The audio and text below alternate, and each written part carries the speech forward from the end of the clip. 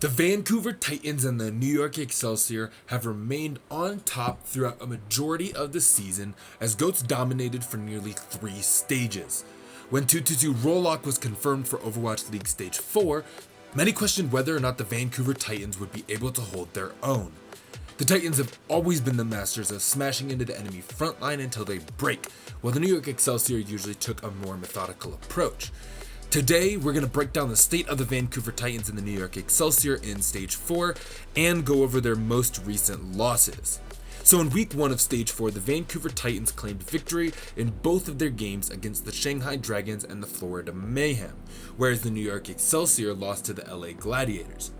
Week 1 may have been a toe in the water for 2-2-2 roll lock, but now teams are adjusted and ready to rumble. So let's start with the Vancouver Titans and their hyper-aggressive strategy that landed them with a big L on Sunday.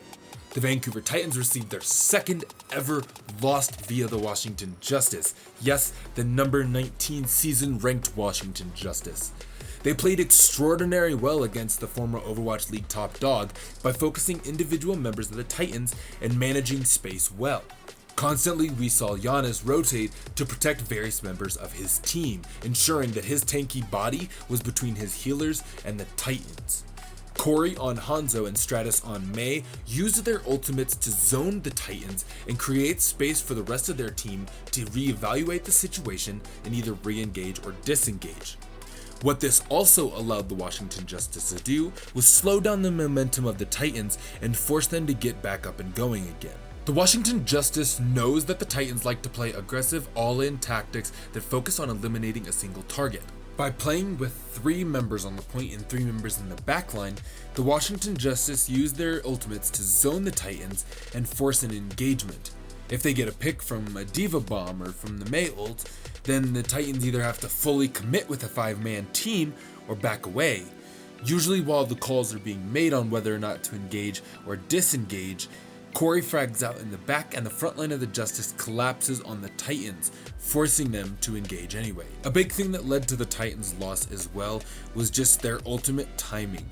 Often we would see the Titans pop an ultimate first, and then seconds later, the Washington Justice would pop almost the same ultimate, whether it was a Mei Blizzard or a Dragon Strike. The Washington Justice tended to use their ultimates after the Titans, which statistically put them at an advantage. With this clip on screen, I'll give you an example of what I'm talking about.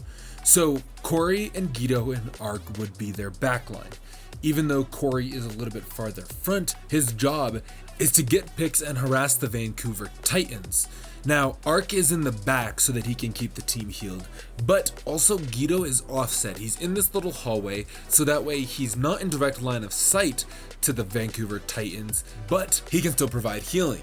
Samson, Stratus, and Giannis make up the front line of the Washington Justice, and they're the ones that are going to be holding the point and making sure that the Vancouver Titans don't get any pick. You can see how Guido stays back and how Corey moves forward to keep harassing the Vancouver Titans. While Sansam does go down, the Washington Justice is really good at rotating around the back end, letting the Vancouver Titans get a little bit of real estate on the point. They're able to stabilize and come back in stronger than ever.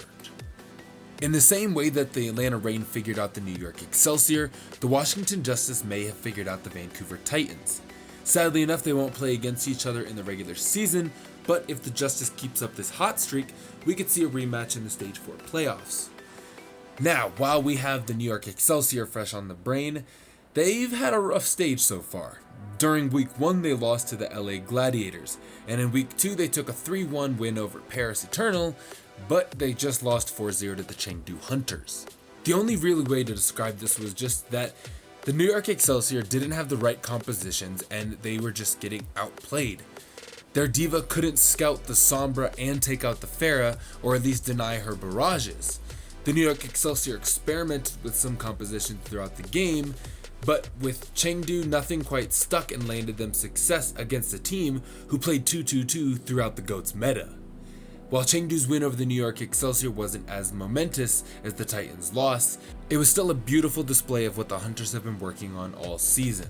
So far, Season 4 has been exciting and refreshing, and I can't explain in words just how amazing it has been to see so much life return to the league.